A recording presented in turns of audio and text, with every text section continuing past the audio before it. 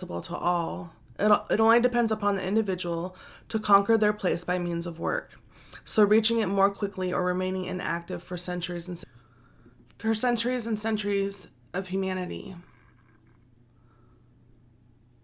Regenerating worlds. Among the many stars in the blue canopy of the sky, how many worlds there are like yours, destined by God to serve for an atonement and probation. But although there are some that are more miserable, there are also others that are happier, like those of transition, which can be called worlds of regeneration. Each planetary vortex moving in space around a common center drags with its own primitive worlds of exile, probation, regeneration, and happiness. We have spoken to you of worlds where newly born spirits are placed, when they are still ignorant of both good and evil, but where they have the possibility of traveling towards God, being in possession of themselves through free will. We have also revealed to you the fact that ample facilities are given to each soul to enable it to practice good. But alas, there are also those to succumb. So God, who does not desire annihilation, permits that they go to these worlds where from one incarnation to another they are purified and regenerated, returning worthy of the glory for which they were destined. Regenerating worlds serve as transition phases between those of probation and happiness. The soul finds calm and rest on them and can continue the purifying process. Beyond doubt, man still finds himself subject to the laws that rule matter. Humanity still experiences your sensations and desires, but it is liberated from the ungoverned passions to which you are slaves, freed from pride which silences the heart, envy which tortures, and hate which suffocates. On all sides the word love is written. Perfect equity resides over all social relationships. Everyone recognizes God and tries to travel in his direction by fulfilling his laws. However, perfect happiness still does not exist in these worlds, only the dawning of happiness. Their man is still flesh and blood, and because of this subject, from which only the completely dematerialized beings are liberated, he still has to suffer test, although without the pungent anguishes of atonement. Compared to the earth, these worlds are very pleasant, and many of you would be happy to inhabit them because they represent the calm after the storm. Nevertheless, being less absorbed by material things, man perceives the future better, comprehends the existence of other pleasures, promised by God to those who show themselves worthy when death has once again released them from their bodies, in order to bestow upon them the true life.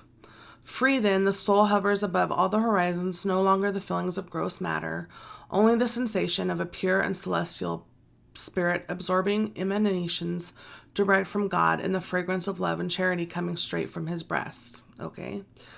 But alas, man is still fallible, even in these worlds, and the spirit of evil has not yet completely lost its empire. Not to advance is to fall back, and if man is not firmly placed along the pathway to righteousness, he may return again to a world of atonement where new and more terrible tests await.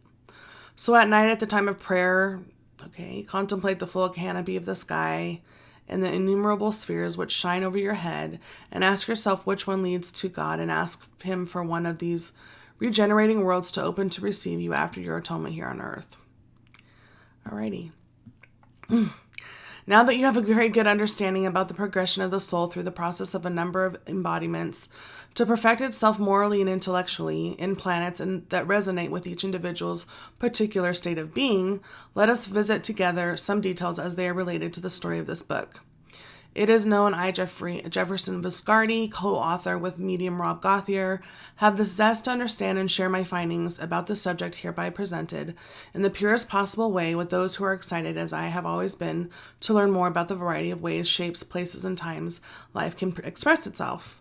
Every serious student will by the force of reason and personal integrity, neither criticize or judge a material of this caliber. On the other hand, it would be immature and inconsequential for any of us to demand others to see what their inner eyes have yet not developed the necessary mechanisms to unveil. Many are not ready to see more than that which isn't necessarily in the purview of their field of action and reaction.